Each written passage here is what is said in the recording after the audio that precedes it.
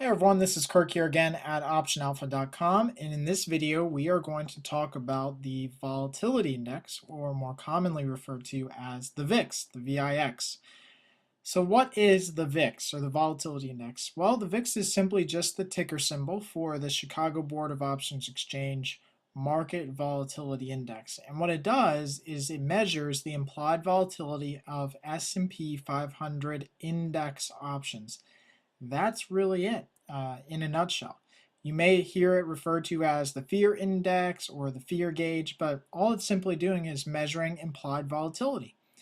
So here's actually just a comparison chart of the VIX and the S&P 500 index to you, so you can see how they relate to one another. But generally speaking, the more volatile the market is, the higher the VIX. That's really the gist of understanding the VIX at this point. So you can see that as the market starts to become more volatile and more erratic, particularly near 2000 for the S&P, then the VIX started to increase in price near 30. More notably, during the last market crash, where the market really came down off the highs on the S&P, you can see that the VIX was nearing the $80 mark on a daily basis. So you can see that the more volatile the stocks are becoming and the more volatile options are, the higher the VIX price is. It's definitely calmed down since then, but we've had some different pricing recently, and again, more spikes in volatility of late.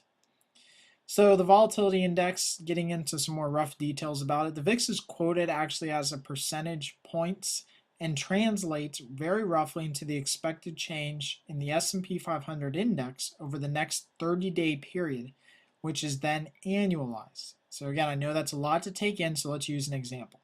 So if the VIX is trading right now at a price of 15, this represents an expected return of 15%.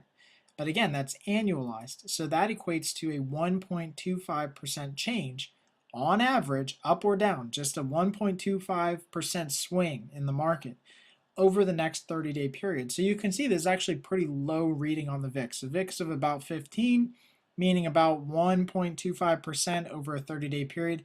That is not a big change in the market. We've actually had those types of trades recently. At the time of this video, we've had moves of 2 to 3% on a daily basis. So VIX at 15, that would be a very, very low VIX or low volatility environment. Again, some important notes about the VIX.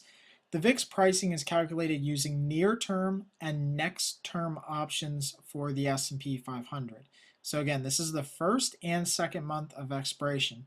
When there's less than 10 days to go in a month, so for example, when there's less than 10 days to go in this expiration period, then the VIX calculation rolls or jumps to the next set of contract months. What it doesn't want to happen is that we don't want to count those 10 days where pricing becomes a little bit erratic, and in some cases actually pricing dries up, so the pricing of the options is not really realistic to what the market expectation is. So that's why the VIX rolls to the next set of contract months. And that's important to understand, is that the VIX is always a moving indicator. It's always looking at the next 2 months out, really. Now, and when you see steady uptrends, you're going to definitely see low levels of volatility because markets are generally just trending and rising.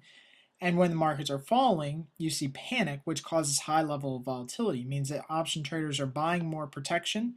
A put-call ratio is actually a really good indicator to help use, and we cover this in other videos as well. But as you start to see the market falling, more panic investors, option buyers start coming in and buying up call or puts to protect their portfolios, which increases implied volatility levels across the board. For more information on the VIX, I definitely encourage you guys to check out the CBOE.com. They are the leader and founder of the VIX index, so they have great information on S&P 500 index options on the VIX. Great tutorials, and I definitely encourage you guys to go over there and get more information straight from the source. So as always, I hope you guys enjoyed this video, and please share the video right below here with any of your friends, family, or colleagues on your favorite social network.